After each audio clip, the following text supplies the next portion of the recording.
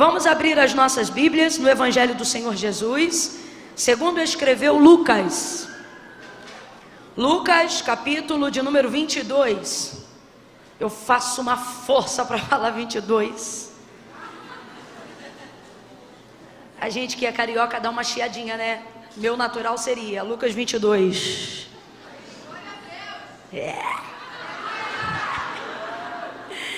Oh, aleluia! Deus abençoe, irmão César, irmã Tatiane, Deus vivo, gente. Deus prepara tudo. Olha, eu quero agradecer esse casal. Eles tomaram um chá de cadeira, porque a Tati teve uma ideia incrível. Ela viu a minha situação pela rede social, e aí ela separou um vestido novo, lindo, de uma loja que eu amo e que ela ainda não tinha usado. Eu falei, olha, essa oferta aí tá igual a de Davi no campo de Araúna, hein? Sacrificial. Porque é uma marca muito querida e um vestido muito bonito. E olha o que ela pensou, gente. Eu vou chegar 1h30 mais ou menos mais cedo do horário combinado. E eu não sabia, eu estava apagada, né? Porque eu estava sem dormir já há quase 2 dias. E daqui a pouco o telefone tocou. Minha mãe, olha, o pessoal chegou. Eu falei, meu Deus, como é que o pessoal chegou, gente? Eu pensei, hoje é o dia que Deus me abate. Vou ir suja, fedorenta, feiosa, né? E não, ela teve essa ideia de chegar mais cedo, ver se essa roupa dava. Só que o que aconteceu? Tati e César trouxeram a bênção. Eles chegaram 30 minutos depois, cravado. Chegou quem? A mãe. Mas olha que eu já tinha experimentado o vestido que Tati graciosamente trouxe para tentar nos favorecer. Porque a igreja é assim, vocês são assim. E aí eu experimentei e falei, poxa mãe, olha o vestido da irmã, vou ter que devolver. Aí botei o vestido de novo. Sabe o que eu fiz para quebrantar o coração dela? Mas isso ela só ia ver em casa. Eu peguei a etiqueta da comprovação da minha bagagem, porque eu tinha rasgado a etiqueta de abrir, aquele papel celofane, sabe? E coloquei a etiqueta bem em cima assim da cola, como quem diz assim, era para ter ficado. E coloquei na sacola e mandei para ela. E vim falando sobre isso, brincando no caminho. Quando chegou, agradeci de todo o coração, irmã, muito obrigada, mas olha, não precisou, a mala chegou junto, tá aqui, usa seu vestido. Ela, não, de maneira nenhuma. Eu falei, não. Falei, não, Tati, de maneira nenhuma. Ela, não, é seu. Eu falei, não. E aí, quando ela me deu o vestido que eu ganhei, eu falei, Jesus, valeu a pena ter perdido a mala, muito obrigada. Tati, obrigada pelo teu carinho, irmão César. Obrigada por compartilhar testemunhos de fé que edificaram minha vida no caminho, viu? Deus abençoe vocês. Vamos lá, gente, sem mais delongas, porque um momento muito especial ainda, que é do ato da ceia, ainda se segue. Lucas 22, eu já fiquei à vontade, já soltei o 2. Versículos 27 em diante. Quem achou, diga amém. Amém. Lucas 22, versículos 27 em diante. Diz assim o texto: pois qual é maior? Quem está à mesa ou quem serve? Não é quem está à mesa? Eu, porém, entre vós, sou como aquele que serve. Vós sois os que tendes permanecido comigo nas minhas tentações. Assim como meu Pai me confiou um reino, eu o confio a vós, para que comais e bebais a minha mesa no meu reino. E vos assenteis sobre os tronos para julgar as 12 tribos de Israel. Verso 31. Simão, Simão, Satanás vos pediu para vos peneirar como trigo, mas eu roguei ao Pai por ti, para que não desfaleças a tua fé. Então, quando tu te converteres, fortalece os teus irmãos. E respondeu-lhe Pedro, dizendo: Senhor, estou pronto a ir contigo para a prisão e até a morte. Tornou Jesus a dizer: digo-te, Pedro, que não cantará hoje o galo antes que 3 vezes negues que me conhece. Então Jesus lhes perguntou, não, somente até o 34, perdão. Não cantará hoje o galo antes que 3 vezes negues que me conhece. Somente até aqui, diga amém por essa palavra. Essa palavra, ela voltou ao meu coração nessa noite como palavra de Deus para esse dia. E eu acredito exatamente no que eu ouvi da boca do pastor Tiago quando fui entrando aqui no templo. quando ele dizia, numa atmosfera como essa, eu reproduzi exatamente esta mesma palavra esta semana, numa outra atmosfera como essa, e eu dizia, numa atmosfera como essa, tão profética, palavras se tornam decretos.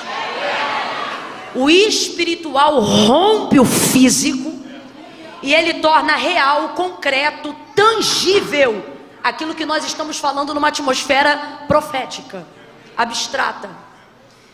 Então, sobre essa palavra, debaixo dessa atmosfera, quando eu entrei aqui, o Espírito Santo, como quem sacasse uma flecha da aljava, acertou meu coração nessa noite. E ele disse, diga ao meu povo que eles são o meu trigo. Porque essa palavra fala sobre isso. Então, debaixo dessa palavra, irmãos, eu vou contar de 1 a 3. No 3, antes de você tomar assento, eu vou te pedir para liberar essa palavra que determina o rumo profético, que Deus nos aponta como verdade, como resposta nessa noite para a nossa vida. Quando eu disser 3, você vai olhar para quem está ao seu lado e vai dizer para esta pessoa, você é trigo. Aí quando você disser para ela, você vai virar para outra e vai dizer, eu sou trigo. Você entendeu? Para uma você vai dizer o quê? E para outra você vai dizer o quê? É 1, é 2, é 3. Diga aí. Senta dando glória a Deus, porque o trigo é a boa semente. Aleluia! Oh, glória a Deus! Aleluia! Aleluia! O trigo é a boa semente. Diga glória a Deus! Aleluia! Aleluia! Deixa eu te explicar o contexto desse texto, antes da gente começar a aplicação profética na nossa vida dele. Esse contexto é bem semelhante com o contexto que nós estamos vivenciando hoje, aqui e agora. Um lugar foi preparado para que a mesa do Senhor estivesse posta. Nesse dia aqui o Senhor vai celebrar a última ceia, a última oportunidade que ele tem de estar em comunhão com seus discípulos, antes de ser levado ao Calvário. Ele sabia que a hora dele estava chegando. E literalmente esse episódio aqui, essa narrativa que a gente acabou de fazer menção nessa noite, ela antecede apenas horas, eu disse, do pior momento de dor e agonia que Jesus já viveu na sua história, enquanto viveu entre nós aqui, habitando por num corpo humano. Não há absolutamente nenhum outro momento de maior dor, de maior angústia e de maior agonia que na sua condição humana ele tenha sido impelido no seu processo de jornada ministerial aqui na terra. E ele está apenas há algumas horas essas que ele sabe quais serão. Na verdade, Jesus sabe disso desde que ele começou a cumprir o seu ministério no primeiro milagre nas bodas de Caná da Galileia. Você lembra quando Maria percebeu a situação daquele casamento e foi pedir ajuda a ele? Ele disse para ela, mulher, ainda não é chegada a minha hora. Quando ele realiza aquele milagre, porém, em contrapartida a isso, ele diz, mulher, ainda não é chegada a minha hora.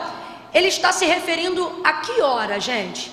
A hora da sua entrega. Jesus, ele compreendia que tudo que ele fosse fazer no caminho do seu ministério, cada milagre, cada sermão, cada realização que ele operasse, culminava para o Calvário. Então compreenda, na verdade, todos os milagres que Jesus realizou faziam parte de uma apostila pedagógica. Isso, na verdade, compreendia o desejo dele de fazê-los, os seus discípulos, compreenderem como deveria funcionar a manifestação do seu reino aqui na terra. Jesus não estava preocupado, na verdade, em ser ovacionado por ser poderoso através dos milagres que ele realizava. Jesus não só não estava preocupado com isso, como o que ele estava, na verdade, era ocupado em fazer com que aqueles que o seguissem entendessem a motivação dos seus feitos e não apenas a celebração dos seus resultados. Por isso que muitas pessoas que seguiam Jesus, seguiam, mas não permaneciam. Lembra daquela multidão, Marcos capítulo de número 5, aquela mulher do fluxo de sangue que se aproveitou dessa multidão, indo a caminho da casa de Jairo e o tocou, e a hemorragia estancou. Você lembra o que o texto dizia ali? Que a multidão que o seguia o apertava. Porque na verdade eles formatavam a operação dos milagres que Jesus realizava dentro de um único método exoperante. Quem está comigo, diga amém. Elas começavam a divulgar e a acreditar o quê? O relato que Lucas escreveu na época da operação daqueles milagres, que era qual? Que todas as pessoas que Jesus tocava, elas eram curadas. Completa aí para mim, todas as pessoas que Jesus tocava, elas eram curadas. Por isso que aquela multidão está apertando, porque eles acreditavam que só podiam ser curados se por ele, Jesus, fossem. Aí aquela mulher não podia por ele ser, porque o sangue, sua hemorragia, que era a enfermidade que ela tinha na época, tornava ela imunda de acordo com a lei de Moisés. Em razão disso ela não poderia tocar. Mas por que ela é tão celebrada e ela é utilizada como um exemplo na Bíblia Sagrada? Porque ela não se acomodou por isso. Uma vez que ela não podia por ele ser tocada, ela inaugurou um método que nunca antes foi utilizado por ninguém. Existem crises que Deus permite a gente entrar, não é o ponto hoje não, é só um exemplo. Mas existem crises que Deus permite a gente entrar só porque através da nossa vida Ele quer inaugurar métodos que ainda não foram utilizados por ninguém. Para quê? Para tirar aquele método pequeno que só porque já foi vastamente utilizado, começa a nos levar à crença limitante de que só pode operar de uma única maneira. Antes dela, ninguém tocava nele para receber. Por quê? Porque todo mundo acreditava que tinha que esperar para ser tocado por ele. Por que todo mundo aperta, mas ninguém recebe milagre? Porque está todo mundo esperando ser? Ela não. Uma vez que eu não posso por ele ser tocada, e é por isso que a fé dela é extraordinária. Ela me impressiona. Eu costumo dizer que ela foi, pegou o que queria sem pedir e não foi roubo. Você vê que o sermão nem é sobre ela, mas ela me encanta tanto que eu já parei aqui no texto. Porque, meu irmão, a gente gasta tempo às vezes pedindo tanta coisa porque inauguramos ou estabelecemos um único método e uma única forma de Jesus operar. Ah, tem que ser assim, tem que ser assim. Aí vem essa mulher, de acordo com a lei mosaica, imunda. Ela não toca nele propriamente na sua pele para que ele não perceba que ela tocou e torne ele imundo. Por quê? Porque quem está buscando cura não faz isso sujando ninguém. Segunda coisa, ela faz isso tocando só na orla das suas vestes. Agora dá uma olhada em casa quando você chegar no texto de Marcos 5 e veja lá se ela pediu para ser curada. Em casa ela inaugurou um método com um pensamento dizendo assim: se eu tão somente tocar, tá todo mundo do lado de Jesus dizendo assim: se ele me tocar eu sou curado. Está todo mundo do lado de Jesus dizendo assim: se ele me tocar, eu recebo a minha vitória. Se ele me tocar, a mulher está em casa, não está do lado, mas olha o método: se ele me tocar, não, se tão somente. Jesus está dizendo: ei, estabeleça métodos dos quais, quando você não tiver mais o que fazer, sua fé seja o suficiente para acessar o que está preparado para você. Ela criou um método. Escuta isso aqui, que isso aqui é muito prático. Às vezes a gente quer colocar um milagre de maneira mirabolante. Isso aqui é prático. Ela criou um método, um plano. Completa para mim, por favor. Ela criou que não dependia de ninguém para ser operado, a não ser dela. Deus está dizendo: sabe por que tem coisas que você não realiza? Porque você diz: se fulano me ajudar, se o outro entrar, se o outro emprestar, se assim fizer. Deus está dizendo: quer ver milagre? Comece a estabelecer planos que só dependam de uma ação simples sua, e se envolva nesses planos. A gente olha para ela e a gente vê coisas extraordinárias, como uma mulher, por exemplo, que já ia saindo e Jesus trouxe de volta. Nessa hora eu até me indigno e eu digo: Deus, não é brincadeira não. A gente fica aqui tentando utilizar tudo que é método que a gente conhece como aquilo que funciona. De repente essa mulher vai lá, toca na orla das suas vestes, é estancada hemorragia no corpo. O texto diz que ela sentiu na hora que ela foi curada, né? E se Jesus não chama ela, ela vai-se embora. Então vou perguntar de novo: ela pediu para ser curada? Meu irmão, olha a ousadia dessa fé. Foi lá, pegou e já estava indo embora. Nem obrigado ela estava dizendo. Pegou. Foi Jesus que disse: alguém me tocou. Jesus agora invadido na glória. Ei, alguém me tocou, né?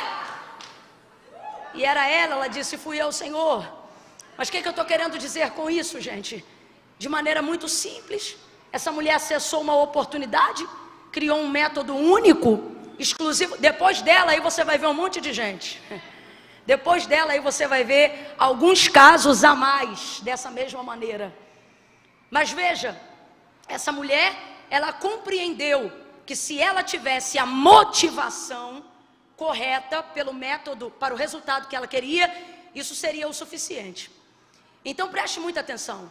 Quando Jesus veio e ele implementa seu reino, e acabou que eu não disse o que eu queria dizer, e o que eu queria dizer de verdade é o seguinte, que quando ela realmente é um personagem que me deixa invejada. O que eu quero dizer é o seguinte, que quando ela acessa isso, ela não só cria um novo método, como ela corrige nas pessoas a motivação e a expectativa pela qual Jesus opera os seus milagres. Quando você compreende isso no reino de Deus, você começa a compreender que a principal vocação da manifestação de Cristo antes do Calvário, que é a sua principal obra quanto homem aqui na terra, ela está totalmente ligada a fazer os seus discípulos e os seus seguidores compreenderem a manifestação do reino de Deus aqui na terra. É como se fosse mais ou menos assim, se você quiser comer uma comida muito gostosa, você vai num restaurante que faz aquele prato como nenhuma outra pessoa faz. Tanto é que você pode ir lá 10 vezes, e se aquele restaurante for especialista naquele prato, você vai lá 10 vezes e vai pedir aquele prato.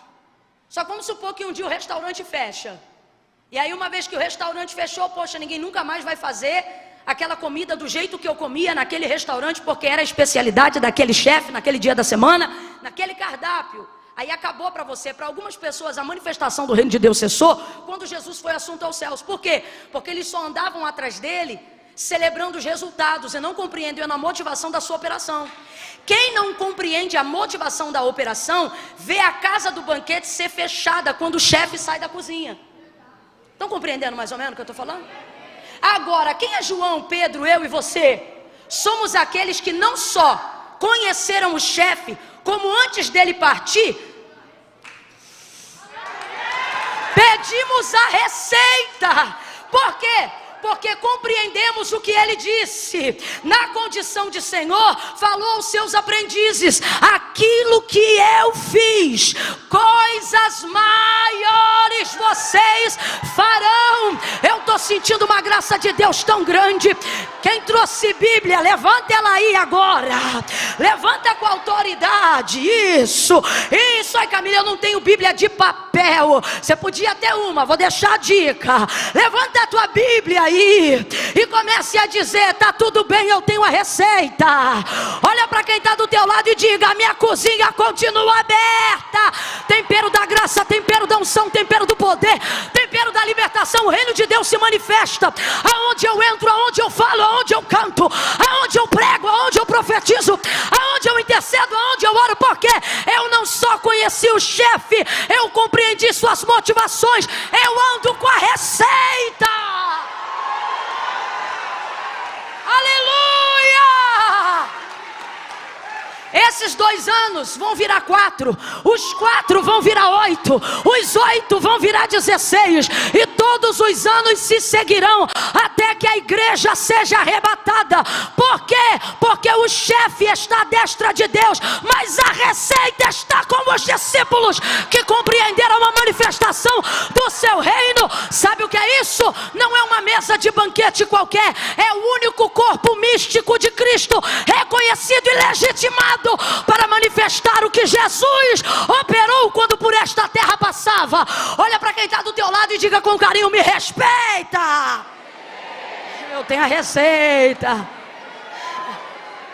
Você está entendendo? Alguém aqui está compreendendo? Tanto é que depois de um tempo, fortalecendo a mentalidade dos seus discípulos, para que eles não celebrassem apenas os resultados, mas para que compreendessem a sua motivação. Quando você tem a motivação assertiva, você tem motivação continuativa. Ela não passa independente dos resultados que você já viveu. Você continua trabalhando para viver novos resultados. Por quê? Porque quem trabalha pelo resultado é escravo. Quem trabalha pela motivação é senhor. Você vai, continua vivendo, você continua seguindo. Vocês estão compreendendo o que Deus está falando conosco? Glória a Deus, esqueci. Vocês são da igreja do Bispo JB? É isso. Aleluia. Aleluia. Então Jesus, na celebração da última ceia, vai garantir, abre aspas para o que eu estou falando aqui, tá? Se eles estão compreendendo a receita. Porque desde o primeiro chamamento, quando a primeira cúpula ministerial de Cristo foi composta, Jesus ele tem esse cuidado de dizer, olha, não cuideis de andar ansiosos por coisa alguma. Ele percebia, porque Jesus não chamou os catedráticos, pelo menos não para compor a sua cúpula ministerial daquela época. Ele chamou os seus discípulos, pessoas simples, pescadores, tanto que o povo se impressiona quando Pedro fala a multidão, depois de Assunção de Cristo. Não é aquele pescador, como quem diz, um indouto, um inculto. Então, ele chama essas pessoas muito simples. E pessoas muito simples têm crenças muito limitantes. E a verdade é que eles deixaram tudo para seguir Jesus, mas ainda estão em processo de conversão e de libertação, não para se apegarem aos resultados.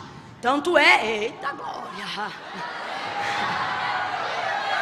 Esse é aquele momento que você diz assim, ainda bem que eu estou na igreja se Jesus voltar, não é? Então veja, ele chamou e eles deixaram o que eles tinham. Tanto é que no chamamento de Pedro, primeiro apóstolo da igreja primitiva, ele seguiu Jesus depois de ter pego a maior multidão de peixes da sua vida, seu maior cardume. Largou tudo e seguiu, para compreender que não era o resultado, era a motivação.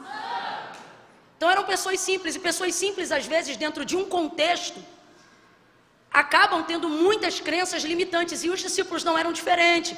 Então Jesus quebrava essa limitação. Olha isso, eles estão andando com o Filho de Deus, eles estão vendo cegos serem curados de manhã, e antes do entardecer eles já estão pensando na janta. Aquela preocupação, lembra da multiplicação, Mateus 14, dos pães e dos peixes, daquele menino que trouxe 5 pães, 2 peixinhos, Jesus deu graças, começou a repartir, multiplicou para aquela multidão. Qual foi o pensamento dos discípulos depois do sermão pregado naquele deserto, naquela tarde? Senhor, manda eles embora. Rapaz, Jesus está pregando, irmão. Se a gente ouvir alguém que a gente gosta, ou alguém que nem gosta, mas que está pregando a palavra, já cativa a gente. Imagina você ver o verbo vivo pregando, pastor, pelo amor de Deus, gente. Ai, nesse culto ia ter que me catar a capar. Olha isso. Então, veja, Jesus está pregando, o povo está tomado, mas aquela multidão, Jesus disse que tinha compaixão. Por quê? Não o seguiam apenas por o que ele falava, mas sua principal motivação era o quê? Se ia ter comida. E os discípulos sabiam disso. Por quê? Porque pensavam como eles. Tem gente que só tem capacidade de julgar a gente pelos erros que a gente comete, porque no fundo eles cometem os mesmos erros. E aí os discípulos, Senhor, manda embora, manda esse povo embora. E o Senhor disse, não, ninguém vai embora, manda o povo sentar. Imagina você desesperado com uma multidão, você só tem 5 pães para dividir para 12, 2 peixes. E aí Jesus diz, manda ninguém embora, faz círculo de 50 em 50 e 100 e manda todo mundo sentar. Que desespero. Porque o pensamento deles ainda estava nessa necessidade. Estamos seguindo aquele que supre necessidade. Estamos seguindo aquilo que supre necessidade. Ele supre necessidade, mas ainda assim, muito limitante. Eu vou te provar que a crença dos discípulos ainda era limitante, mesmo diante das realizações de Jesus. Porque isso não tem a ver com ter, tem a ver com se tornar. Quando Jesus te dá coisas, Ele não te dá coisas para você dizer, eu tenho. Ele te dá coisas para que você se torne. Você vai entender. Se você tem coisas, e estas coisas não te tornaram uma pessoa melhor, não foi Jesus que te deu. Tudo que Jesus te dá e te acrescenta, te torna uma pessoa melhor. E aí, olha isso. A prova de que a crença limitante deles era tamanha, que um dos discípulos vai chegar para ele na hora que veio os 5 pães e 2 peixes e diz assim para ele, Senhor, mas o que é isso para tanta gente? Ele fica com vergonha de oferecer aquilo. Um rapaz deixou aqui 5 pães e 2 peixes, mas o que é isso para tanta gente? Oh, nem que tivéssemos, quem está me ouvindo diga amém, 200 denários de dinheiro. A crença, quando é muito limitante, nem no campo da imaginação, pastor Tiago, a pessoa consegue chegar a um resultado positivo. de tão limitada que ela é. Se liga nisso aqui, ó. Ele está falando de um campo de imaginação, ó. Baseado na quantidade de pessoas que tem aqui, 5.000 homens, sem contar mulheres e crianças, a conta que deveria ser feita era do que precisaria para abastecer, mesmo não tendo. Para abastecer isso aqui, só se tivéssemos. Se você não está tão limitado, você faz pelo menos uma conta, mesmo que você não tenha condições de pagar aquilo. Isso parece gente que deve, porque não tem dinheiro nem para metade, não pensa nem como vai pagar, e é por isso que nunca paga. Porque quando você estuda o cálculo e trabalha numa imaginação acessível, você começa a quebrar crenças limitantes na sua cabeça. Vai ouvindo aí. Eu sei que essa linguagem está meio de coach, mas você vai compreendendo. Eu estou falando é de fé mesmo, tá? Nada contra não, eu só estou falando porque senão já tem irmão que eu estou vendo que está torcendo bem, meio assim. Você vigia, tá, irmão? Que Deus use os irmãos. E olha o que ele vai falar. Nem que tivéssemos, irmão, se você já vai falar no campo da imaginação. Vocês estão compreendendo? Se o Senhor, se você já vai falar num campo de imaginação, por que não falar uma imaginação? Ou seja, até sonhando o cara sonha ruim. Até imaginando, a irmã imagina o pior. Minha filha, meu irmão, cola com um pobre, sem crença limitante. Para quê? Para aprender a sonhar. Porque eu tô para ver gente que vive escassez, mas tem capacidade de imaginação, igual o povo que passa escassez. Normalmente eu vou falar bem rasgado. Quem passa escassez do lado de fora nem sempre passa escassez na imaginação.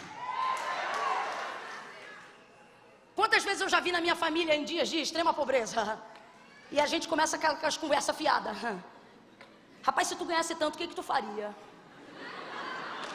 A gente entra na imaginação com tanta força, Sara, a gente entra na imaginação com tanta força, minha pastora, que a gente começa rindo, brincando assim. Eu comprava isso, eu comprava aquilo, e tu ia dar o quê pro fulano? Pro fulano eu ia dar 1 milhão, e pro outro eu ia dar 500 mil. Mas tu vai dar pro fulano? Rapaz, daqui a pouco a gente tá brigando por um negócio que a gente fica. Então eu não estou falando sobre não ter recursos do lado de fora, eu estou falando sobre não ter capacidade de imaginação do lado de dentro. E aí Jesus vai fazer o que, pastor? Vai encher a mentalidade deles de imaginação, mas não é com senso lúdico. O que eu estou falando? Eu não estou falando de fantasia, eu não estou falando de utopia. Eu estou falando que Jesus começa a compartilhar com eles uma fé baseada na palavra, que gera ponte para acessar as coisas que não existem ainda, mas que são chamadas à existência a partir do pensamento de quem as acessa pela palavra. Ora a fé é o firme fundamento. Ora a fé é o firme fundamento. Ora a fé é o firme fundamento. Bata nesse chão aí, veja se ele está firme, por favor. Faça, está firme, está firme. O Senhor está dizendo, está firme hoje. Se amanhã passar uma britadeira, arrebenta com esse chão em menos de 24 horas. Agora, se tu confia de ficar em pé nesse chão, que hoje é e amanhã pode não ser, olha o que o Senhor está dizendo. A fé não é piso, é fundamento. É algo que não pode ser removido. Ela é o firme fundamento das coisas que não se veem, mas ela vive na capacidade de quem pode imaginar, acessar, sonhar, projetar. Aí Jesus vai dizer a seus discípulos: eu não quero vocês ansiosos, pensando no que vamos comer, no que vamos beber. Olha o que Jesus está dizendo. Poxa vida, eu estou querendo levar para vocês, estou querendo conduzir vocês a uma área que a carnalidade, que a necessidade não deveria nem ser uma questão. E você que está aí pensando assim, ainda bem que eu já quebrei todas as minhas crenças limitantes. As crenças limitantes que mais nos impedem de progredir, sobretudo de fazer progredir o reino de Deus em nós, são na verdade aquelas que a gente pensa que estamos livres. Que você pensa assim, não, ninguém me ensinou não, isso aqui é pensamento meu mesmo. O pensamento mais forte que vive em você é aquele paulatino, ou seja, o que foi colocado em você sem você nem perceber. Ele está em você como uma cultura, como um estilo de vida, e você não percebe. E era o caso deles. E aí olha o que Jesus vai dizer: olhem para os lírios do campo. Nem Salomão em toda a sua glória se vestiu como um deles. O que Jesus está dizendo? A erva de manhã ela é, e à tarde ela já não é mais. Porém todos os dias Deus a veste. O que ele está dizendo? Ele não faz deixar de ter broto, de ter ramo e de florescer todos os dias. Aí ele diz: nem Salomão em toda a sua glória, se vestiu como um deles. Olhem para as aves do céu, não batem ponto. Eu estou parafraseando para você entender na nossa linguagem. Não batem ponto de vínculo trabalhista. Mas veja, elas são livres. Não semeiam, mas colhem, não passam fome. Aí ele diz: não seria porventura a vossa vida mais importante, mais relevante do que as aves dos céus, do que os lírios do campo? Saibam de uma coisa, e é a primeira vez que você vai ouvir isso aqui, no sermão dele. Saibam de uma coisa, o vosso, ele não diz o meu, ele diz o vosso Pai que está no céu. Quem é pai e mãe aí? Sacode a mão, sacode a mão. Quem é pai e mãe? Maravilha. Agora, quem é pai e mãe aí de filho abaixo de 16 anos? Maravilha. Quando chega o boleto ou o acerto lá da conta de luz, você dá na mão dele para ele pagar? Porque essa é uma necessidade do lar, que é responsabilidade do... A condição é semelhante ao que está sendo aplicado aqui. O que nós estamos querendo dizer? O que Jesus está falando para eles? Não gastem todo o tempo de relacionamento, de intimidade que vocês têm com Deus, não só com Deus, entenda, com o Pai. Falando sobre necessidades. Por quê? Porque olha o que ele está dizendo: o vosso Pai que está no céu, dessas coisas ele já... Quando vocês estiverem andando comigo, é o que Jesus está tentando incutir na mentalidade deles. Não fiquem pensando naquilo que ele vai dar até sem vocês. Trafega comigo numa via aonde vocês vão suplicar por coisas que o dinheiro não vai precisar comprar. Trafega comigo numa via em que a sua dependência não vai estar limitada na roupa que veste, na casa que mora, no carro que você quer ter. Desculpa, mas você pode ter o melhor carro, a melhor casa, você pode ter a melhor estrutura financeira. Não é sobre isso. Isso vai te gerar enfado, vai te gerar ansiedade, vai te gerar síndrome do pensamento acelerado. Provérbios, Salomão fala sobre isso. Quanto mais o homem enriquece, menor fica o seu tempo, maior fica a sua preocupação, e menos paz muitas das vezes tem dentro da sua casa. Por isso no mesmo texto ele vai dizer: é melhor um bocado seco onde há paz do que muita riqueza num banquete onde há escassez de paz, ou seja, onde não há alegria. Então entenda, olha o que Jesus está dizendo: parem de gastar o tempo da vossa vida pedindo por aquilo que quando vocês não sabiam pedir, o Pai já dava. Quem aqui não nasceu num lar cristão, aprendeu o que era oração outro dia, o que era a vida devocional outro dia, e quando olha para a vida hoje, diante de Deus, diz assim: mano, eu não conhecia ele, mas ele já cuidava de mim. Alguém aqui já teve essa experiência? Então seria porventura agora num relacionamento de intimidade que Deus vai querer usar, ou melhor, que você vai usar todo o tempo que você tem para falar só disso? Com todo respeito, mas eu vou falar bem rasgado o que Deus está mandando eu dizer. Sabe o que ele está dizendo? Meu filho, para pagar essa conta é só você virar mais um plantão.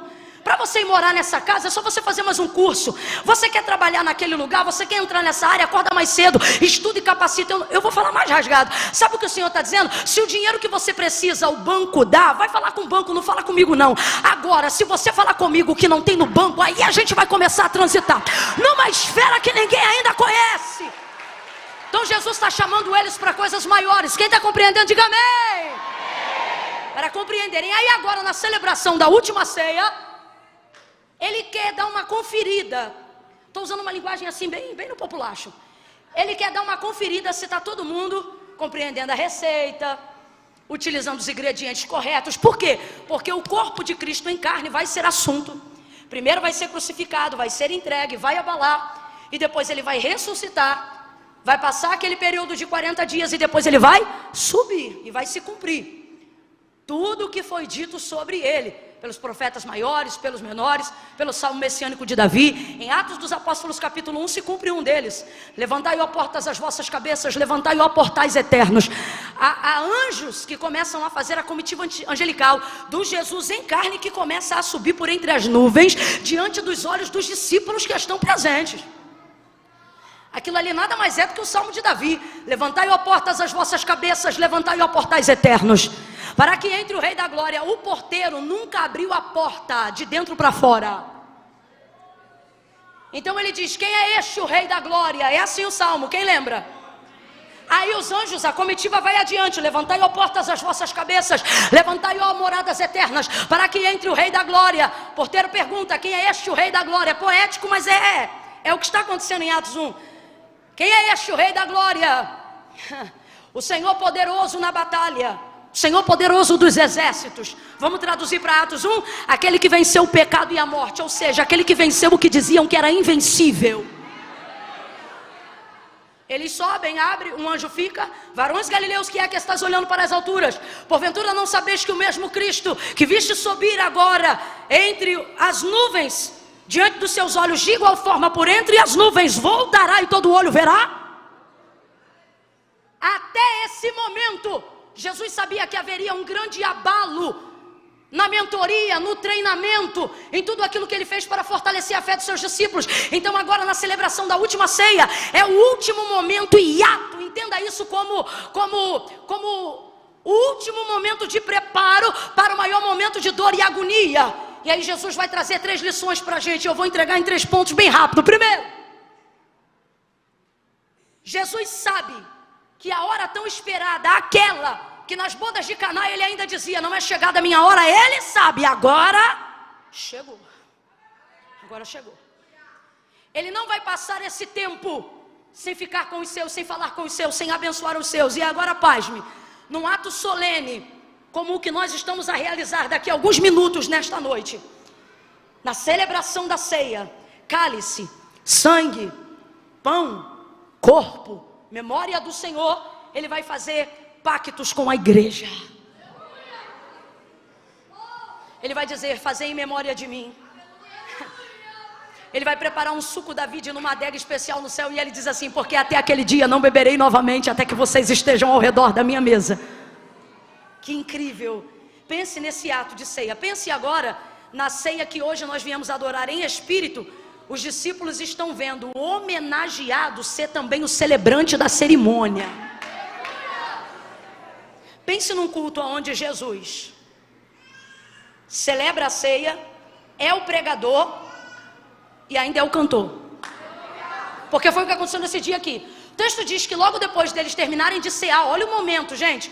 Se uma ceia entre nós já é extraordinária, imagina uma ceia com Cristo na cabeceira, ou no meio entre eles. Imagine.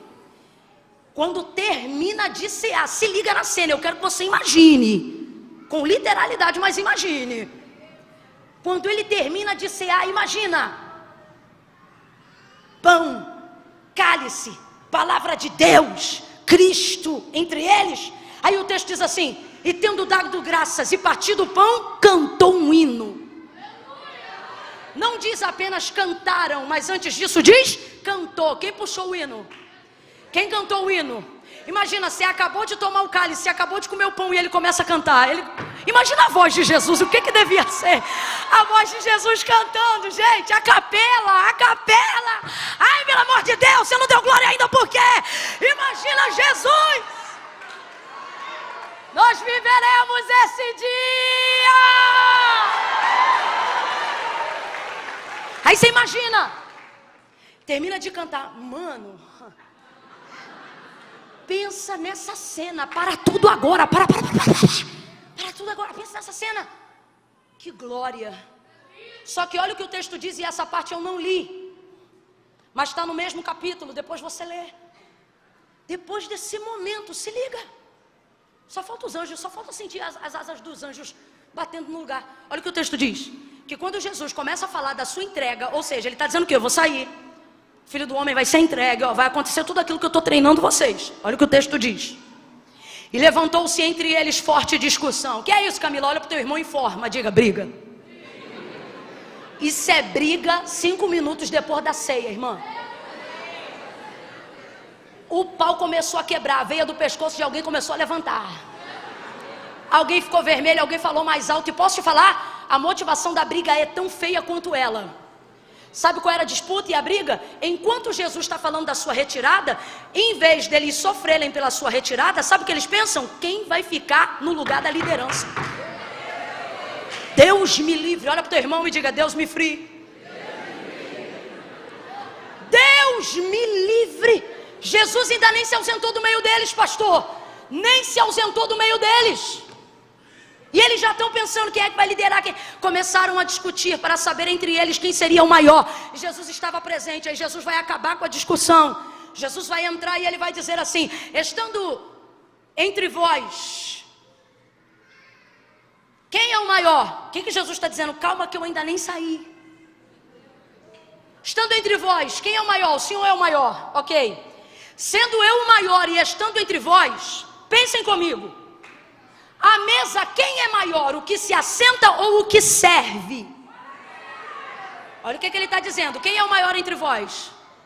O maior sou eu, Jesus. Ok, uma vez que vocês concordam que eu, Jesus, sou o maior entre vós, agora pensem comigo. Estando à mesa, tem aquele que se assenta e é servido, e tem o que está ao lado de pé servindo. Quem é maior, o que se assenta ou o que serve? Não, eu não estou falando para vocês falarem o que Jesus falou. Estou falando qual é o protocolo. Então você vai num restaurante, você manda o garçom sentar e é você que serve ele? Então vamos lá, Jesus está explicando para eles. Estando entre vós eu sou o maior, mas pensem comigo. A mesa, o maior é o que se assenta ou é o que serve? Agora, estando eu entre vós, me assentei ou vos servi? São perguntas. Eles lembram, foi o Senhor. Botou toalha na cintura, colocou posição de servo, lavou pés, fez um monte de coisa. Não, foi o Senhor. Pois então entendam, no meu reino. Sabe o que Jesus está dizendo? O problema de vocês não é nem vocês estarem brigando, mas é vocês estarem brigando pelo motivo errado. No meu reino o maior é o quê? O maior é o quê? Então ele não está brigando porque alguém quer ser referência. O que ele está brigando é pela motivação pela qual esse alguém quer ser. Então ele está dizendo, vocês querem ser maior? Não briguem pela cadeira, briguem pelo serviço. Pastor, vou liberar uma palavra profética aqui para a igreja do Senhor. Se tiver briga aqui, vai ser na escala de obreiro. Por quê? Porque alguém repetiu? Não, porque alguém vai querer vir de novo. Vai querer, não, esse mês eu vou servir todos os domingos. Não, esse mês eu quero todas as terças. Eu quero declarar que vai ter irmão levantando a voz no estacionamento dizendo, não, entre e assiste o culto. Aí ele dizendo, não, entra você. Hoje quem vai cuidar dos carros sou eu. Você recebe isto. Porque Jesus está dizendo, querem brigar? Briguem por isto.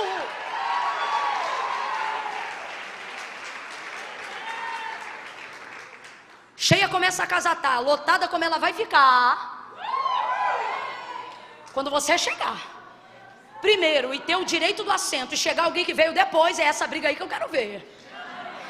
De você levantar e falar para quem está em pé, não, senta. E a pessoa dizer, não, de jeito nenhum, não, você vai sentar aí, senta aí. Eu levantei para você, é o que Jesus está falando. No meu reino maior é o que? No meu reino maior é o que serve.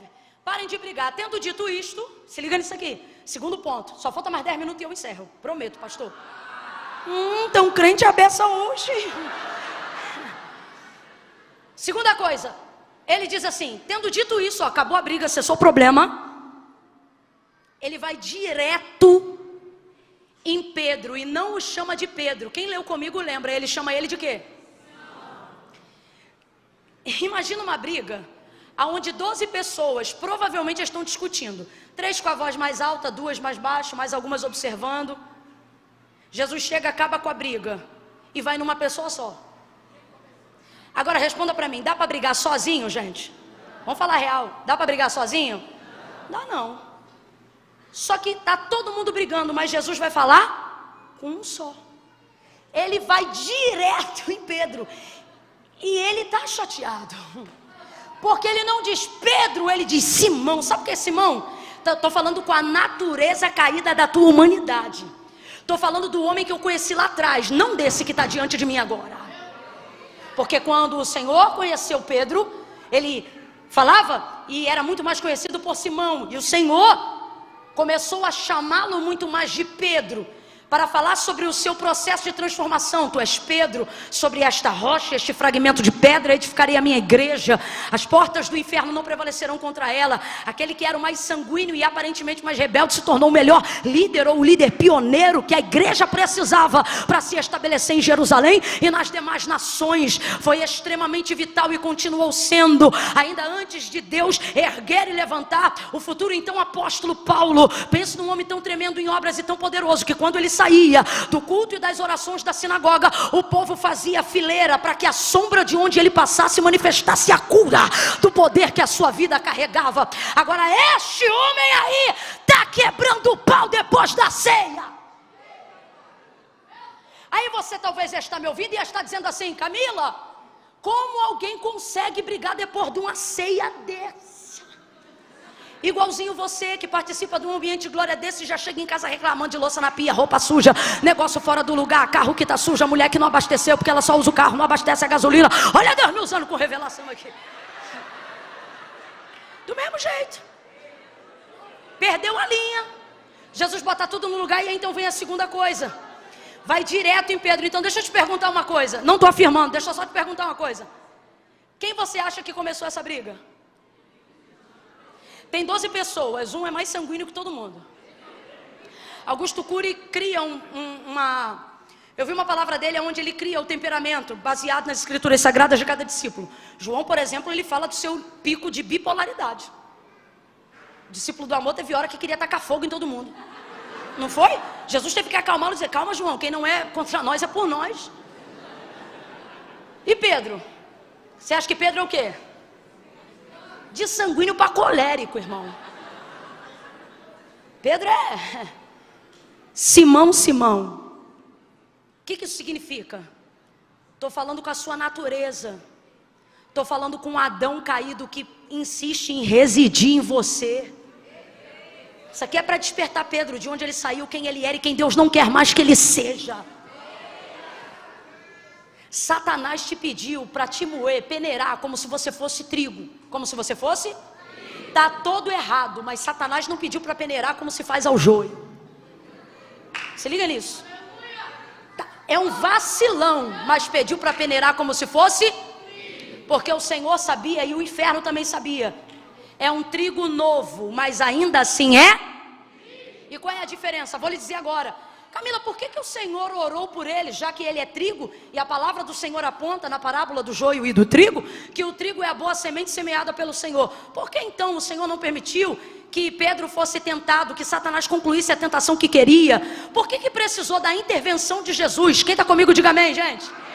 Por que precisou da intervenção de Jesus, dizendo para Pedro, para Simão, que orou na posição de intercessor, e orou por ele, dizendo: Pai, livra ele dessa tentação, já que ele era trigo, que caísse então na peneira, como convém ao crente ser provado, para aprender o que é paciência, para aprender o que é perseverança, como diz o texto sagrado. Mas por que?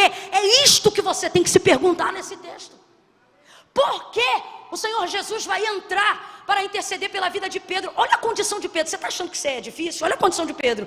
Olha como o Senhor fala com ele: Simão, Simão, Satanás te pediu para te peneirar como trigo, mas eu roguei ao Pai por ti. Olha como eu orei por ti. Quando tu te converteres. Olha, ele está dizendo: eu consegui um livramento para você. Ok? Está livre. Agora tem o seguinte, olha a admoestação. Quando tu te converteres. Acabou de tomar ceia. Isso, finge que não é com você mesmo não. Acabou de... Estava no hall de membros da Igreja de Cristo, mas ainda não era. O processo de transformação de metanoia ainda estava em andamento. Quando tu te converteres, fortalece os teus irmãos. Então aqui está a resposta da pergunta que a gente acabou de fazer. Por que a intercessão? Primeiro, porque é trigo. Mas segundo, por que a intercessão? Porque não está convertido agora, mas quando converter, você vai ter um processo de conversão tão forte que você não vai ser só forte, você vai ter o poder de fazer o quê? Fortalecer os seus irmãos. Deus estava vendo a liderança de Pedro, Cristo apontava a liderança de Pedro, só Pedro não via o seu potencial, e por isso vacilava, mesmo sendo uma boa semente, mesmo tendo um bom mentor, mesmo ouvindo uma boa palavra. Só que nesta noite nós devemos fazer como Jesus. Primeiro, interceder por aqueles que têm potencial, mas ainda não estão preparados. Interceder por aqueles que são bons, mas ainda são meio rebeldes. Interceder por aqueles a quem o Senhor confiou um propósito maravilhoso, e eles só se rebelam ou só fazem coisas que vacilam na fé, não porque são desgraçados, infelizes ou joio, não, mas porque todos veem o potencial deles, menos. Mas essa é a última barreira e crença limitante que Deus vai derrubar na vida de Pedro. O que? Ele vai corrigir a sua identidade. Camila, como é que se corrige a identidade de um homem, de uma mulher que Deus quer usar? Você tem que parar de se ver como você se vê, e tem que começar a se ver como Deus te chamou, e comece a profetizar sobre a sua vida as palavras que Deus liberou sobre você. Nelas está sua vida, nela está a sua identidade. Vou te explicar o processo da peneira em 2 minutos. Primeiro, como é que funcionava a agricultura? E o Senhor está falando na linguagem daquela época, porque Ele quer acessar aquelas pessoas. Hoje Ele está falando nessa linguagem, porque Ele quer acessar essas pessoas. Então entenda, como é a agricultura? Vem comigo na parábola. Ele diz assim, parábola do trigo e do joio. Durante o dia, os servos semearam o trigo, a semente que o Senhor do campo deu para eles semearem na terra. Trabalharam o dia inteiro, semearam a semente do trigo, para dar lucro e semente no celeiro do Senhor do campo. Quando chegou a noite, eles estavam cansados. Completa para mim, eles estavam? Dormiram, porque o sono é para todos. O sono é para? Tem coisa na tua vida que tu perde de vista, não é porque você é mau, é porque um nível de impotência foi estabelecido para todos os homens. Você pode ser a melhor pessoa do mundo, irmão, você não vai cercar e vai trabalhar nas 11 de maneira excelente o tempo todo. Uma hora alguma coisa vai sair da sua vista. Todos dormiram. O inimigo veio durante a noite. Vem cá, meu amigo. Pensou que eu ia dizer inimigo, né? Faz um som aí daquele inimigo vindo sorrateiro.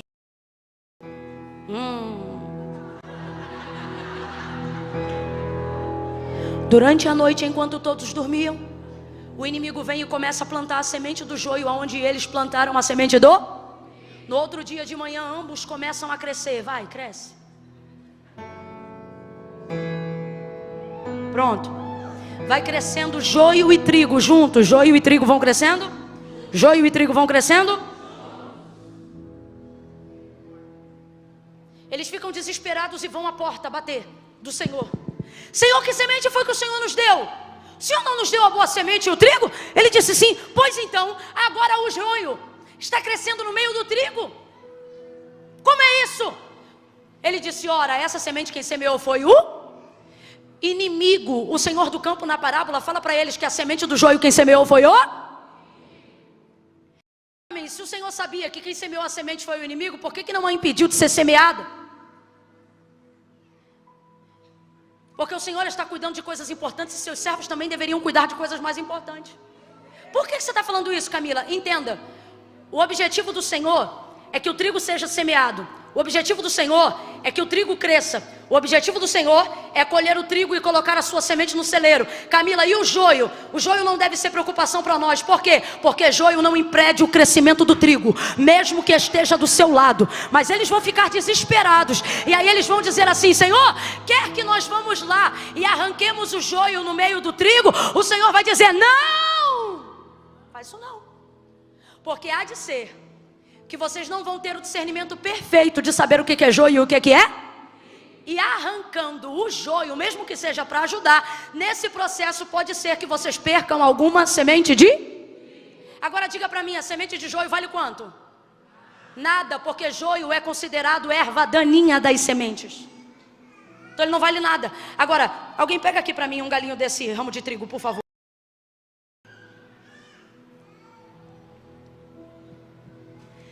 Uma espiga de milho, não vou gastar tempo aqui contando, mas ó, 2, 4, 6, 8, 10, 12, eu só sei fazer essa conta até 12. 13, 14, 15, 16, 17, 18, 19, 20, 20. Já passei de 20, presta atenção. Sabe quantas sementes são necessárias para num ramo de trigo? Quem está comigo ainda, abre o olho, diga amém. Sabe quantas sementes de trigo são necessárias para nascer um ramo de trigo que carrega uma espiga? Qual é o nome disso aqui? Qual é o nome disso aqui? Numa espiga, quando ela dá pouca, ou seja, quando ela dá uma espiga só, ela dá no mínimo 30 gominhos desses aqui que vocês estão vendo. No mínimo, você viu que eu parei na metade e já tinha 22. Então presta atenção. Uma semente devolve 30 sementes de trigo. Isso acontece se ela devolver o mínimo. Porque tem ramo de trigo que num ramo nasce uma espiga, 2 espigas, 3 espigas, 30 e até por. Então olha a preocupação do Senhor da terra. Olha a preocupação do Senhor da terra. O baterista pode ir subindo também. Olha a preocupação do Senhor da terra. Se vocês arrancarem, vamos supor, 1000 feixes de joio, mas perderem um ramo de trigo, eu perdi muito por nada. Camila, então o que a gente faz? O trigo não deve ser sua ocupação, o joio não deve ser sua ocupação, e menos ainda sua preocupação. Deus está dizendo hoje aqui, a trigos, a servos, e como o Senhor Ele está dizendo, por que você acha que tem que fazer tudo e organizar tudo do seu jeito, achando que você é o último profeta da última verdade pregada? Porque eu vou revelar, porque eu vou mostrar, porque isso, porque aquilo, causa mais escândalo, muitas vezes mais confusão.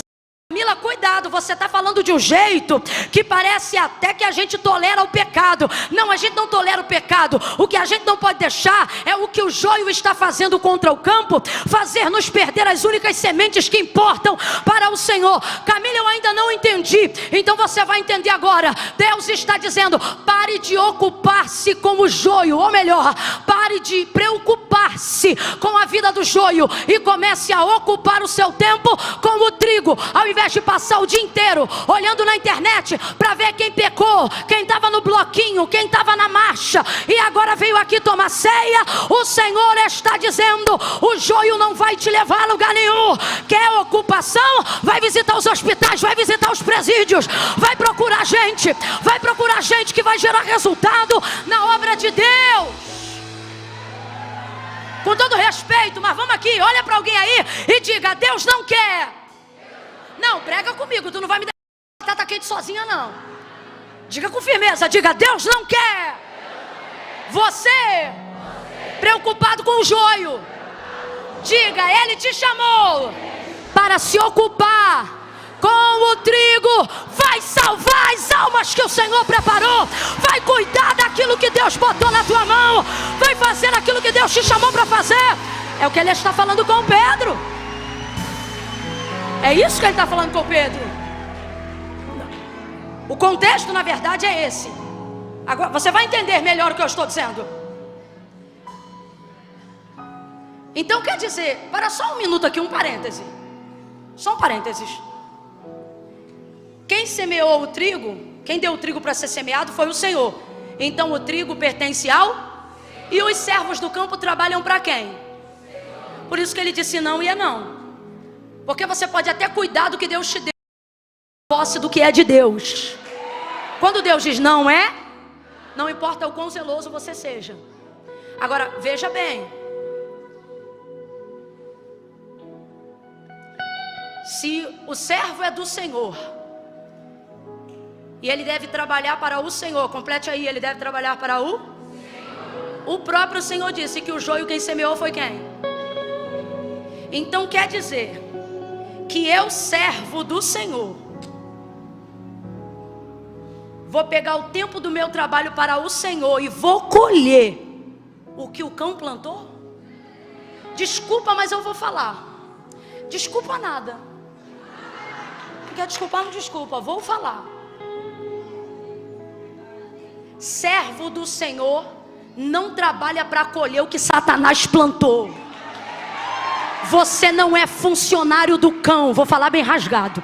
Você não é funcionário da fofoca, você não é funcionário do leve trás, você é funcionário do que o inimigo tentou semear no campo do Senhor. Agora, principal motivo, e eu encerro aqui. Principal motivo, por quê? O Senhor queria que o trigo e o joio crescessem juntos. Primeiro, porque se o joio não afeta o crescimento do trigo, deixa crescer. Olha aqui para mim. Não afeta, entendeu? Quem deixa de estar. Quem fez, quem deixa de fazer. Olha para quem está do teu lado e diga, não afeta o crescimento. Igreja brasileira, quem tem ouvidos ouça, nós vamos crescer. O ano de 2023 nós vamos crescer. O ano de 2024 nós vamos crescer. Alguém está entendendo o que eu estou falando aqui?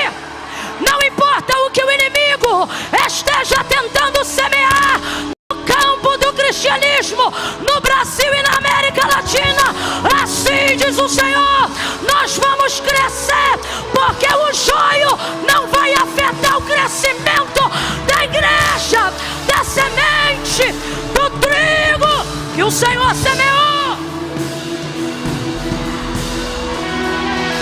Olha para os dois aí e diga, nós vamos crescer, nós vamos crescer.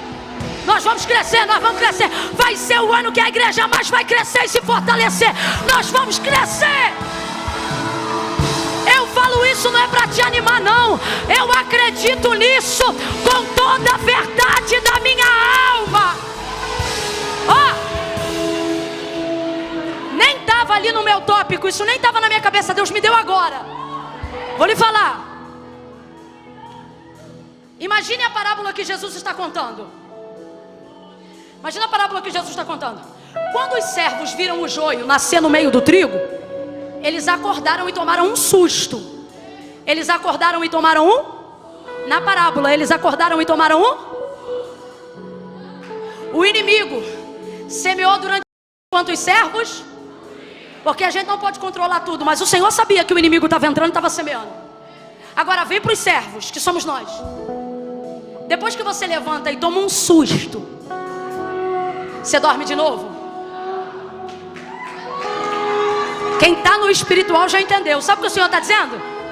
Esse susto não foi para bater a perna de vocês uma na outra não. Foi para vocês dobrarem o pelotão da vigilância.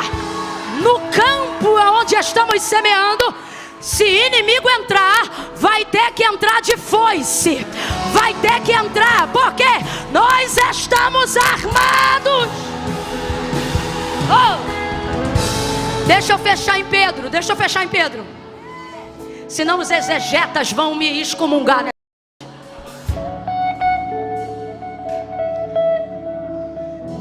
Por que interceder por Pedro? Pelo mesmo motivo que Jesus não deixou arrancar o joio. Agora que tu ficou de pé, tu fica de pé até o final. Eu não falei para tu ficar de pé, foi tu que ficou. Prometo, eu vou encerrar aqui.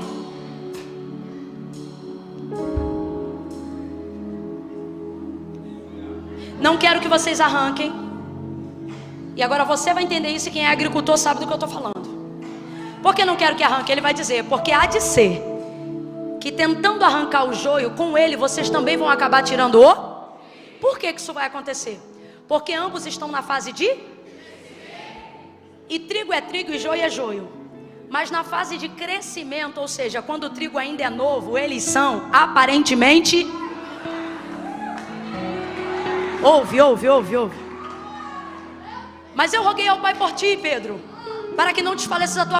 Satanás pediu para peneirar. Isso aqui Jesus está usando uma linguagem que é o que nós estamos pregando aqui. Te pediu para peneirar como? Trigo. Agora vamos lá. Se trigo é trigo, trigo tem que ser peneirado, sim ou não?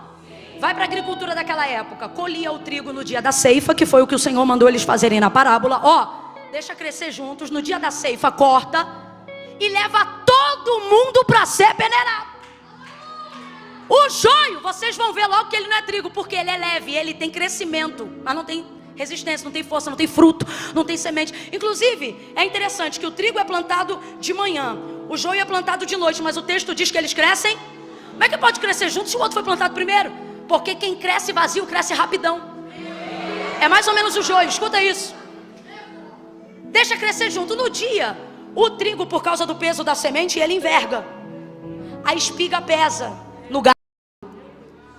Quanto mais você tem, mais você? Isso. O joio não. Não tem fruto, ele continua levinho lá no vento, assim, ó, fazendo onda. Por isso que você não tem que ocupar teu tempo em arrancar joio. Joio, até o vento leva ele. Aí corta tudo. O joio queima no fogo. E o trigo tem que ser peneirado. Leva ele para ser craquelado. Craquela o trigo, coloca na peneira. Imagine agora uma peneira de pedreiro. Não era a que era utilizada, mas dentro da nossa cultura, para a gente entender. Quem aqui já peneirou meio metro de terra aí? Eita Deus, esqueci que eu estou em Alphaville. Aqui, ó. Vou pedir para Deus botar uma peneira na tua mão. Trabalhos manuais são bons. Lá em casa a gente peneirava areia para fazer laje, cimento, pedra. Quem não tem muito costume de peneira, sofre um pouquinho e fica assim. Só que tem uns abusados também que arrebenta. Pega um bom ajudante, um bom servente, ou abusado.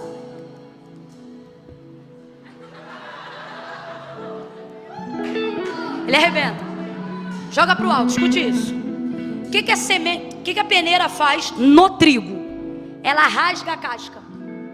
Quando joga para o alto, só sobe sobe na verdade os dois, mas só cai de novo na peneira. Só ela tem peso para ficar. A casca não fica. A casca, guarde isso, eu fui estudar a história da agricultura de Israel nos dias de Jesus. Sabe o que eu descobri? E eu estou falando uma história com H.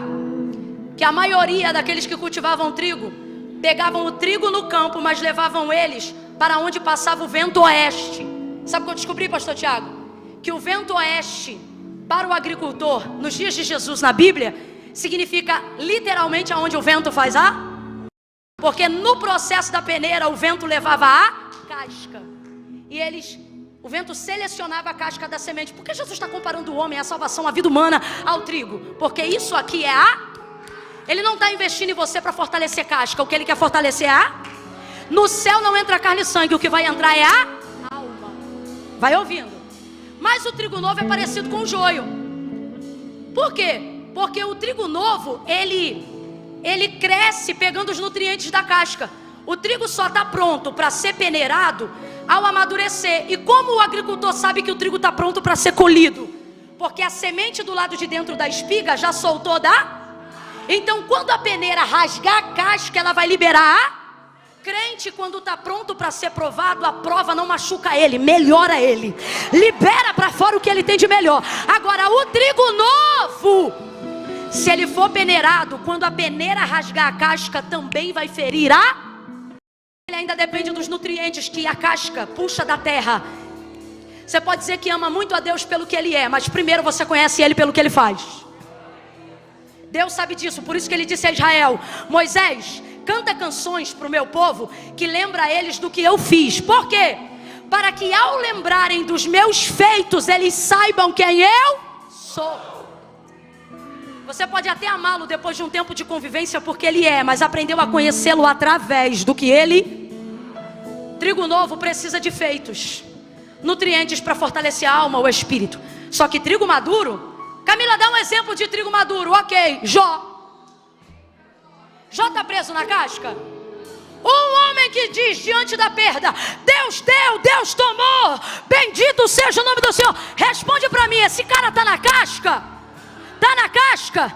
Sabe qual é o convite do Senhor na celebração da ceia nessa noite? Sabe qual é o convite do Senhor para esses 2 anos de ministério?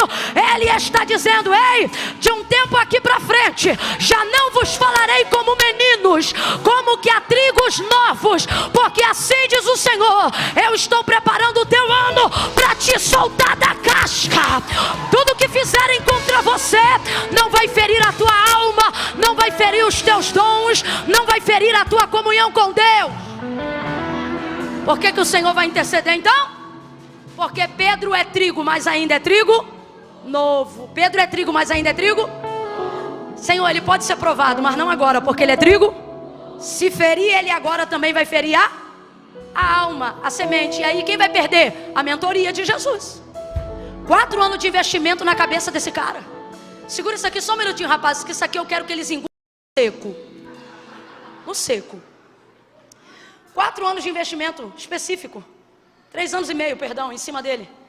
Pai, não faz isso não. O que o filho está dizendo? Pai, não é nem por ele não. É pelo que eu fiz. Sabe o que o Senhor está dizendo? Se fosse só por você, tu já estava na peneira. Mas por causa do investimento que eu tenho feito em você e no ministério que eu te confiei, eu vou te livrar de peneiras desnecessárias, mas não vou te livrar para sempre. Por quê? Porque trigo novo não pode ir para a peneira, mas o maduro anseia a hora. Isso aponta para a salvação. Quando a casca sair, aquilo pelo qual ele realmente investiu será liberado para entrar no celeiro. Novo. Pedro deu muito trabalho. Quer ver? Jesus acabou de dizer, Satanás te pediu. O que ele está dizendo? Pedro, você não está pronto. Olha como é que ele responde, estou pronto.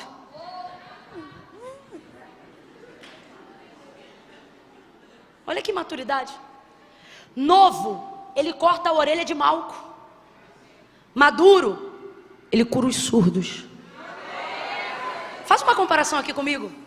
Novo, ele arruma confusão depois da Santa Ceia. Maduro, ele estabelece o sistema doutrinário da igreja. Escuta isso. Novo, ele nega Jesus quantas vezes? Maduro, ele salva 3.000 almas de uma vez só. Olha agora para quem está do teu lado e diga assim: tu não é joio, tu é trigo. Pode ser novo, mas é trigo. Olha aqui para mim, teu filho pode estar com a nota vermelha e você diz, não é possível, Deus falou que ia ser doutor. Mas aqui nota vermelha de joio, joio, joio, o Senhor está dizendo, não, é trigo novo, trigo novo, trigo novo, trigo novo, trigo novo. É trigo novo, esse marido é trigo novo, esses processos da vida são trigos novos. Deus está dizendo, não abra mão disso agora. Não abra mão desse casamento agora. Não abra mão do chamado que Deus te confiou agora. Deus está mandando dizer isso aqui. Não abra mão de ti mesmo agora. Deus está dizendo para mim, você não é joio. Enquanto eu estou pregando aqui, tem alguém dizendo, fulano é joio, ciclano é joio. O Senhor está dizendo, pega a tua listinha de julgamentos, porque hoje aqui tudo trigo novo, trigo novo, trigo novo, trigo novo. Eu estou preparando. Camille, o que eu faço? Interceda. Das duas, uma. Ou você é o intercessor do trigo novo, ou você é o trigo novo. Eu vou contar de 1 a 3 aqui agora. No 3, só vai levantar a mão. Quem está me ouvindo, diga amém. Amém. Trigo novo, presta atenção. Não são todos. Se César levantar a mão, eu taco a Bíblia nele aqui. Isso aí me contou cada história. Isso não tem nem mais casca. Camila, eu não entendi muito bem esse negócio de casca não, vou te falar. É quando alguém diz assim, ó, menina, tu viu? Fulano falou mal de tu. Trigo novo? Ai, que tristeza, cara, eu não fiz nada com ele. Trigo maduro, manda um beijo. Que Deus abençoe. Por quê? Tá solto da casca, tá solto. Não importa o que dizem, o que pensam, o que acham. É isso que eu tô falando. Mas tem trigo novo aqui. Gente que tá com a identidade de si mesmo deturpada, pensando assim, Camila, porque eu me afastei, eu só posso ser joio, eu não consigo ser crente. Alguém aqui nessa noite falou isso por esses dias, disse, eu não consigo ser crente. Sabe por que tu não consegue? Sabe por que tu fica... A pessoa que está aqui, que falou isso, ela falou isso porque ela disse assim, não dá, eu fico com um pé lá e outro cá, porque eu não consigo ser crente. Não, tu não entendeu, campeão, o que tu não consegue é ser ímpio. Porque se tu conseguisse, tu não estava aqui no culto de domingo à noite. Tu fica lá e cá por causa da guerra do teu chamado. É que nem você que está aqui que diz assim, não, eu venho porque eu gosto, mas eu sou desviado.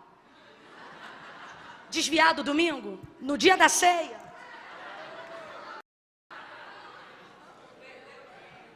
Tu não é desviado. Olha para mim, desviado não frequenta culto. Que raio de desviado é você? Que até crente, daqui a pouco, vai começar aqui, ó. Aqui, ó. E o desviado está assim, eita, que Deus está falando comigo hoje. Que raio de desviado é você? Tu não é desviado, tu é afastado. Sabe por que você está aqui? Porque tem saudade. Tem também o que veio e ele diz assim, não, eu vim, mas eu não sou crente não. Sabe como é que eu sei que tu é crente?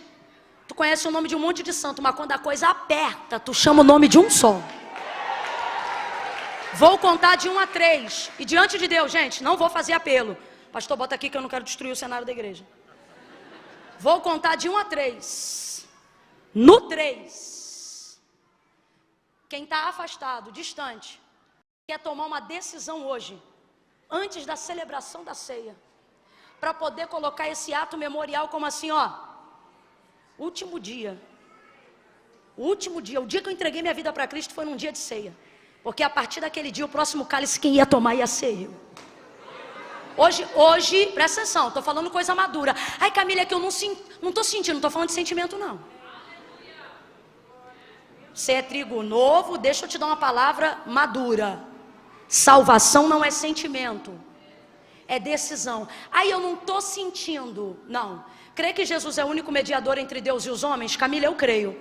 Crê que em breve ele voltará? Camila, eu creio. Crê que ele foi enviado ao mundo para redimir o homem e dar-lhe redenção no perdão dos seus pecados? Camila, também creio. Crê em algum outro Senhor que faça isso? Não, só nele, então tu é crente. Aí a pergunta é, por que não é salvo? Porque ser crente não faz de você salvo. E por que não? Porque não foi a igreja que inventou isso. Olha para mim, foi Jesus que disse: aquele que me confessar diante dos homens, eu também o confessarei diante do meu Pai que está no céu. Porém, aquele que se envergonhar de mim, a maioria das pessoas que amam o Senhor de coração, não fazem com ele uma aliança, não porque não o amam, mas porque sentem vergonha. Imagem deturpada da identidade. Não posso, depois que eu casar eu vou. Ele não está te pedindo casamento, está pedindo tua decisão. Não, Camila, mas eu tenho aí um monte de coisa para resolver. Eu tenho um tico-tico no fubá. Vem você, levanta a mão, tico-tico, fubá. Porque Jesus não disse para ninguém, se arruma e vem. Sabe o que ele disse? Vinde a mim. Todos vós que estáis, estado temporário, vai passar. Mas por que eu vou do jeito que eu estou? Quem conhece meu testemunho sabe, gente. Eu não vim bonitinho igual hoje, não.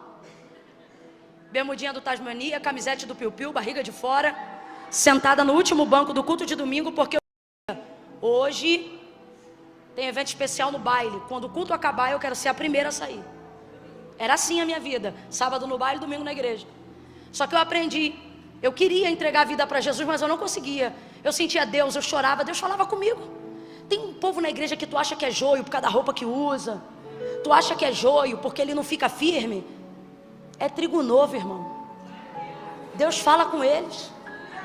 Eu sei disso porque Deus falava comigo. Eu chorava, mano, era uma dor. Eu queria Deus, mas no sábado era uma luta, meu irmão. Aí eu dizia, Senhor, eu não vou conseguir, eu não consigo. Aí olha o que eu disse para Deus. Falei, tá bom, então eu vou no teu nome, porque eu não me garanto, eu não sabia que o nome dele era tão poderoso. Aí eu aprendi depois que eu conheci Jesus, que foi ele mesmo que disse assim, ora, sem mim? Então quem criou na tua mente, eu estou explicando isso aqui porque Deus está mandando.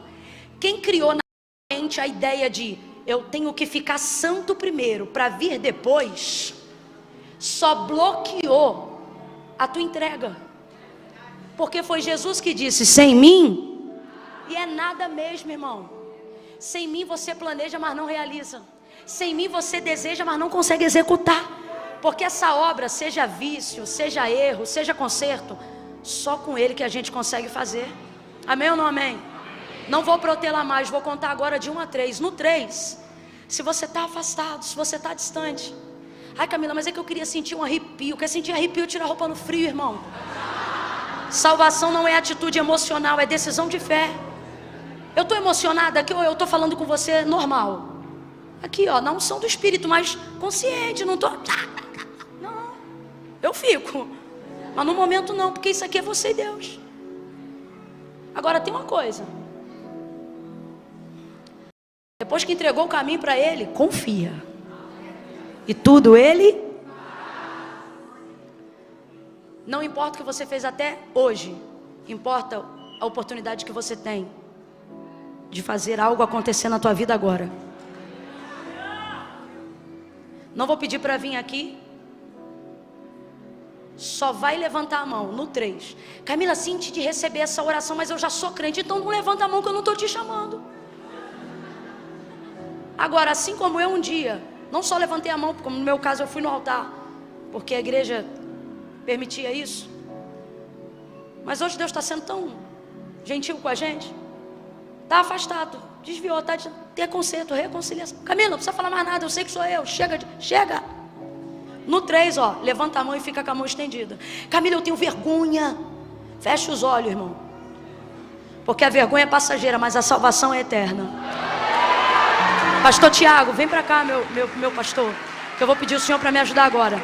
Nós só vamos aplaudir a oração do pastor Tiago, tá? E vamos hoje fazer o que fez Jesus. Irmão, eu estou tão feliz de ter ceia hoje aqui. Maior memorial da igreja. Maior. E não foi à toa essa palavra. Tem trigo, tem mesa. Oh, tem Jesus aqui.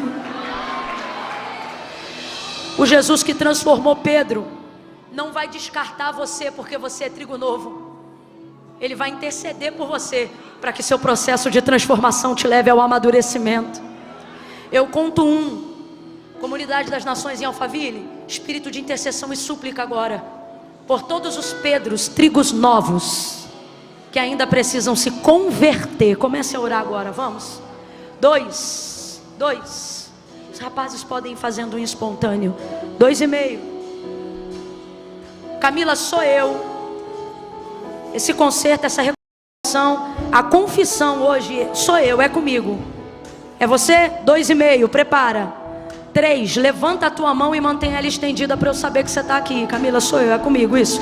Fica com a mão estendida lá no alto. Eu não vou te chamar não, eu estou te vendo. Camila, sou eu estou voltando, eu estou fazendo minha aliança com Deus hoje. É você? Então mantenha a mão estendida. 1, 2, 3, 4, 5, 6, 7, 8, 9, 10, 11, 12, 13, 14, 15, 16, 17, 18, 19, 20, 21, 22, 23, 24, 25, 26, 26, 26, 27, 28, 29, 30, 30, 30, 31, 31, 32, 33, 34, 35, 36, 37, 37. Ei, se você é da igreja e está vendo uma mão estendida, mantenha a mão. Quem fez a aliança, mantenha a mão. Seja corajoso, mantenha a mão. Está vendo a mão estendida? Cola aí. Se você é da igreja, cola com essa pessoa que está com a mão estendida agora. Vamos orar junto, Camila, tem uma pessoa com a mão estendida aqui perto de mim. Chega perto dela aí agora. Quando alguém te abraçar, aí você pode abaixar a mão. Enquanto não te abraçar, não abaixa não. Ó, tô precisando de gente lá atrás, obreiros. Lá atrás, ó, lá atrás, tô precisando de gente lá. Cola aqui também, eu preciso de uma irmã aqui, ó. Aqui, ó, isso, cola com quem tá. Isso. Oh, meu Deus. Aquele senhor lá, ó, tem alguém aí? Tem alguém aí com ele? Você que tá com o neném no colo, tem alguém do teu lado aí? Tem? Então vamos embora lá, gente, vamos embora lá.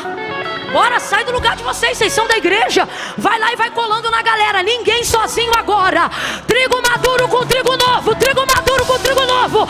Intercessor, intercedendo agora por trigo novo. Porque o Senhor vai levantar homens corajosos como Pedro, mulheres vocacionadas como Maria.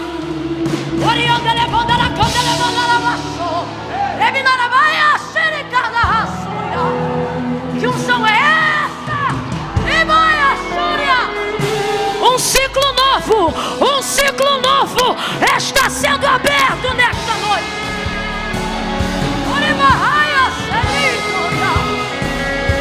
Aleluia, aleluia, Jesus. Fica perto dessa pessoa. Meu Deus. Quando ele era novo, ele negou Jesus, fugiu. Mas quando ele amadureceu e mostraram a cruz para ele, fiquem ligados, ele disse assim: vira a cruz de cabeça para baixo. Pedro falou isso. Ele disse: vira de cabeça para baixo. Ele estava tão maduro que não sabia o que iam fazer com a carne dele. É essa liberdade que devemos andar naquele que nos libertou. Não é a liberdade de quem está preocupado se vai ter nova onda de Covid.